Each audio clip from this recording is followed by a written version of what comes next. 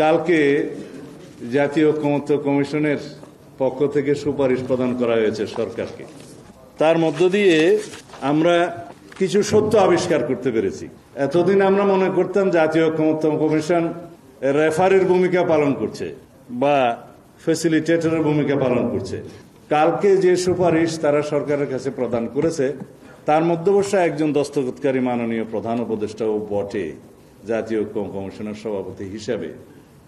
তো সুতরাং সেটা এক পক্ষে সরকারেরও একটা এন্ডোর্সমেন্ট হয়, জাতীয় ঐকমত্য কমিশনের পক্ষ থেকে তো বটেই, কিন্তু রেফারিকে আমরা কখনো গুল দিতে দেখিনি। যাই হোক, যে প্রপোজালসগুলো এবং সুপারিশগুলোর মধ্যে মোট সংযুক্তি সহ 94 পৃষ্ঠার একটা দলিল, তার মধ্যে প্রধান উপদেষ্টাকে উদ্দেশ্য করে চিঠি লেখা হয়েছে। ওখানে প্রধান উপদেষ্টা নিজেই দস্তখত করেছেন ঐকমত্য কমিশনের সভাপতি হিসেবে। তো বলা যায় সরকার এবং ঐকমত্য কমিশন তো মূলত একই। আর ঐকমত্য কমিশনের সাথে আলোচনার সময় মনে হয়েছে ঐকমত্য কমিশন, সরকার এবং আরো 2-3টি দল তারা বোধহয় এক পক্ষ, আমি বিপক্ষেই খেলছিলাম মনে হয়। তো সেই হিসেবে জাতির পক্ষেই দায়িত্ব পালন করার আমরা চেষ্টা করেছি। কিন্তু আমার কেন জানি মনে হয়েছে কিছু দলের প্রস্তাব এবং ঐক্য কমিশনের নিজস্ব চিন্তা ভাবনা জাতির উপরে জবরদস্তি আরোপিত করার একটা প্রচেষ্টা লক্ষ্য করেছি। আমি আজকে এই কথাগুলো এই জন্যই বলতে বাধ্য হচ্ছি, কারণ যে দলিলটা প্রকাশিত হয়েছে সেই দলিলটা 94 পৃষ্ঠা আপনারা লক্ষ্য করে দেখবেন যে ওখানে ঐকমত্য কমিশনে যেভাবে ঐকমত্যে পৌঁছা গিয়েছে এবং যেই দলিলটা 17 তারিখে অক্টোবরের পার্লামেন্টের সাউথ প্লাজায় ঐতিহাসিক অনুষ্ঠানের মাধ্যমে স্বাক্ষরিত হয়েছে, সেই দলিলটা হুবহু ওখানে নেই। শুধু আছে ঐকমত্য কমিশনের প্রস্তাব, রাজনৈতিক দলগুলোর যে সুপারিশ এবং ঐকমত্য হলো, কিভাবে হলো, নোট অফ ডিসেন্ট কোথায় কোথায় আছে, কোনো কিছুরও সেখানে উল্লেখ নেই। 48টা দফা সংবিধানের বিভিন্ন রকমের সংশোধনের প্রস্তাব সহকারে তারা আদেশ ওখানে আদেশের মধ্যে তফসিল হিসেবে সংযুক্ত করেছে, বলেছে এগুলোর উপরে গণভোট হবে। তো তাই যদি হতো 11 মাস বা 12 মাস ধরে এই কসরত কেন করা হলো জাতীয় ঐকমত্য কমিশনে? কেন মাননীয় প্রধান উপদেষ্টা ভাষণ দিয়েছিলেন জাতির উদ্দেশ্যে যে ঐকমত্য কমিশন গঠন করা হয়েছে, তার আগে সংস্কার কমিশন 6টা গঠন করা হয়েছে, তাদের সাথে আমাদের আলোচনা হয়েছে। সেই আলোচনার প্রেক্ষিতে পরে সমস্ত দলের রিকমেন্ডেশন এবং তাদের রিকমেন্ডেশন জনগণের পক্ষ থেকে যে সমস্ত প্রস্তাব এসেছে সবগুলো মিলে একটা কম্পাইলড রিপোর্ট করে তার উপরে জাতীয় ঐকমত্য কমিশন কথা বলেছে সমস্ত রাজনৈতিক দলের সাথে। জাতীয় ঐকমত্য কমিশনের সভাপতি হিসেবে মাননীয় প্রধান উপদেষ্টা নিজে সেটা প্রকাশ করেছেন যে এখানে রাজনৈতিক দলগুলো যে সমস্ত বিষয়ে ঐকমত্য পোষণ করবে সেগুলো সংকলিত করে একটা জুলাই জাতীয় সনদ হবে, সেটা স্বাক্ষরিত হবে এবং সেটা পরবর্তী পার্লামেন্টে বাস্তবায়ন হবে। বিফোর দ্যাট যেগুলো অর্ডিন্যান্স এবং এক্সিকিউটিভ অর্ডারে বাস্তবায়ন করা সম্ভব সেগুলো সরকার করবে, এই ছিল প্রস্তাব।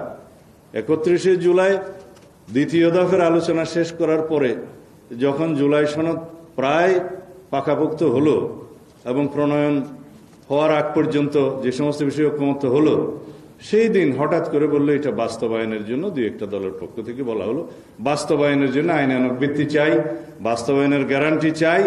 তা আমরা বললাম ঠিক আছে, সনদ প্রণীত হোক, বাস্তবায়নের উপায়, আইনানুগ ভিত্তি, গ্যারান্টির জন্য কি করা যায় সেই জন্য আরো আলোচনা হতে পারে।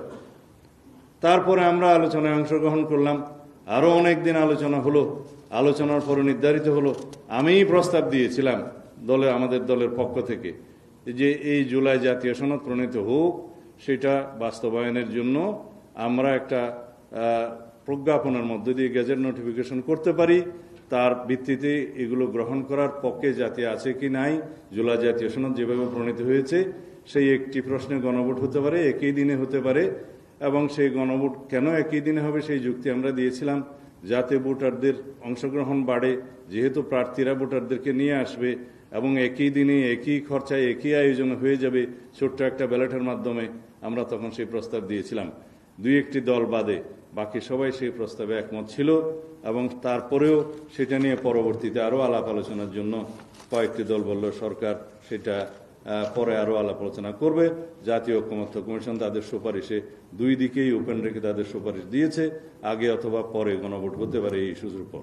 এখন মূল প্রশ্ন সেটা নয়, যার উপরে গণভোট হবে জুলাই জাতীয় সনদ যেটা স্বাক্ষরিত হয়েছে সেটা তো এই সনদে নাই, সেটা গতকালকে সুপারিশের মধ্যে নাই। আছে হলো যে সমস্ত প্রস্তাব ঐকমত্য কমিশন এবং দুই একটি দল দিয়েছিল, সেই প্রস্তাবগুলো যেন ওনারা সরাসরি ওই আদেশের মধ্যে, খসড়া আদেশের মধ্যে তারা অন্তর্ভুক্ত করলো। তফসিল হিসাবে বলা হলো এই 48টা দফার উপরে গণভোট হতে হবে। এখন সেই আলাপ তো হয়নি আমাদের সাথে। ঐকমত্য কমিশনে ঐকমত্য হয়েছে with note of dissent certain পয়েন্টসে, যে সমস্ত রাজনৈতিক দলগুলো এই সমস্ত নোট অফ ডিসেন্ট দিয়েছে সেই সমস্ত নোট অফ ডিসেন্টগুলো তারা ইশতেহারে, নির্বাচন ইশতেহারে উল্লেখ করবে।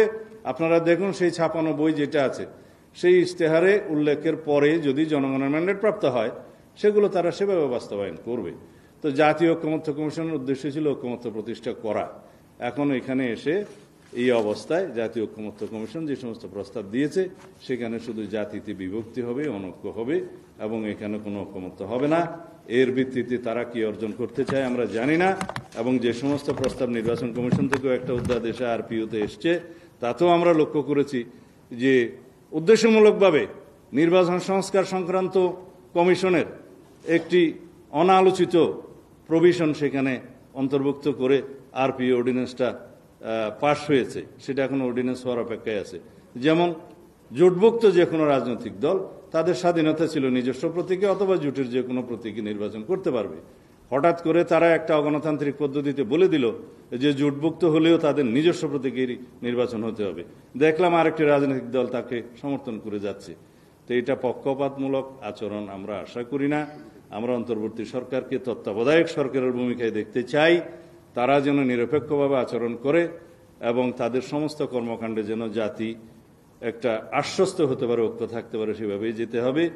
আমরা তাদের ঐকমত্য কমিশনের এবং সরকারের বিভিন্ন পদক্ষেপে আজকে এখানে এসে হতাশা ব্যক্ত করছি।